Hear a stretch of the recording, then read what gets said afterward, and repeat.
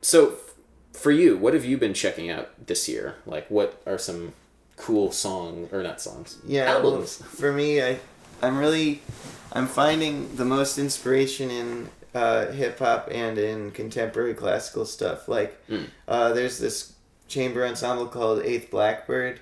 Mm. They're really they've got a good tiny desk. And they're really famous and got the MacArthur Award and a bunch of Grammys and stuff. But So they're a bunch of geniuses. yeah, right. Well, they're really great, and they have this album called Hand Eye that came out this year, and the music on the album is really focused on like smartphones and communication and the technology that's around us, which is always on my mind because I feel like my personality is transforming because of all that without me even noticing it. But it's not just happening to me; it's kind of happening to everyone. Like humanity is evolving faster than the Darwin evolution. It's evolving on a faster ramp that's technologically driven, and we don't know what that is, and it's really interesting. And that music's largely about that, I think. And then like on the hip hop front, because that's the other big thing is there are so many great albums that came out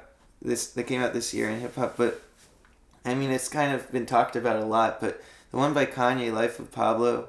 That's the first album that I've like grown to like so much that I really, really did not like the first like 3 times I heard it. It like bothered me. It was an album that was really, like for some reason I kept coming back to it.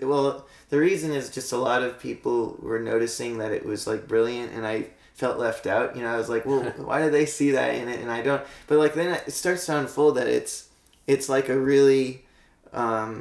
It's a super inventive and raw self-portrait of Kanye West, and he's a person who I think is really interesting because a lot of the musicians I like are kind of like just heroes to me, like Sufjan Stevens and Kendrick Lamar would be my 2 of my biggest heroes, and they're just heroes to me because like they although they both sing and perform a lot about their flaws and stuff, I feel like so comfortable with their flaws for some reason.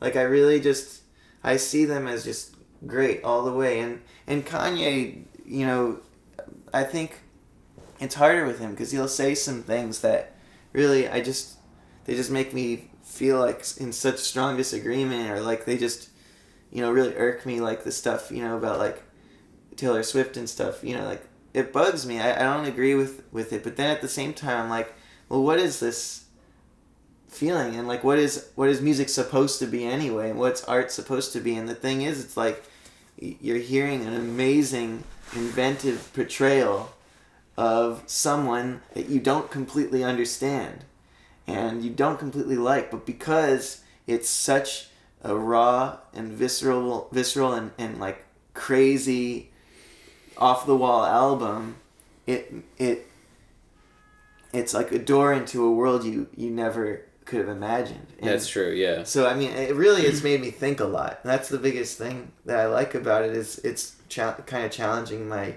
idea of like what I know or what I like. Yeah, I mean, to be honest, like I have not checked out Life of Pablo yet. So I mean, I've heard mixed things though. So Super mixed. Yeah, right. But that made me think though, just hearing you talk about that, like the idea of like the artist. What's more important, the artist or the art? Like, and is the artist actually important, or the art that he creates? Especially if the art then references back the artist. Yeah. And it's a good question because a lot of people maybe have different like answers to that. Like maybe you really should think about the artist and their flaws and whatever when you're trying to critique art or appreciate art, and maybe like no, you shouldn't. Maybe art just stands by itself because we don't we don't think too much about Michelangelo and his as a personality, right? Yeah. But the art that he made. Same thing, to be honest, with like any of the great classical composers. I mean, even if they were, might have been good people, quote unquote, or bad people, quote unquote, all we really have to judge them on is the music. That's why Wagner is such a polarizing figure. Right. Well, because we have more info because it is more current.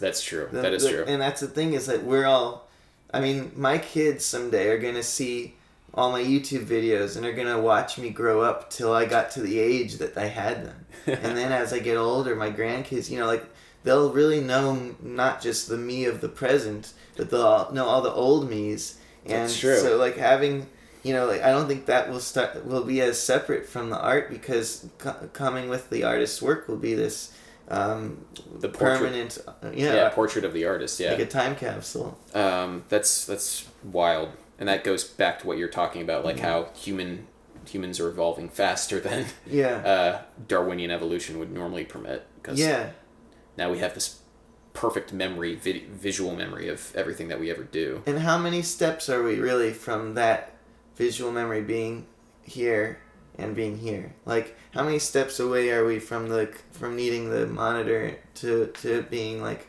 something that we can conjure up without the hands? Probably 5 years. Like, not very far away. I mean, I just think it will happen. Oh, of course. So like,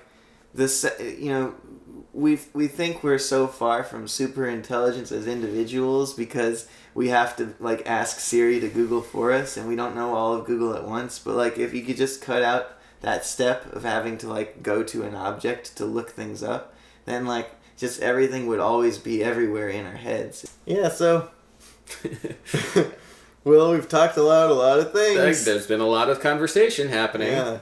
This is Adam Neely. Hello. And I recommend going to his channel on YouTube and checking out his videos and his music. And there's so much to learn from this guy.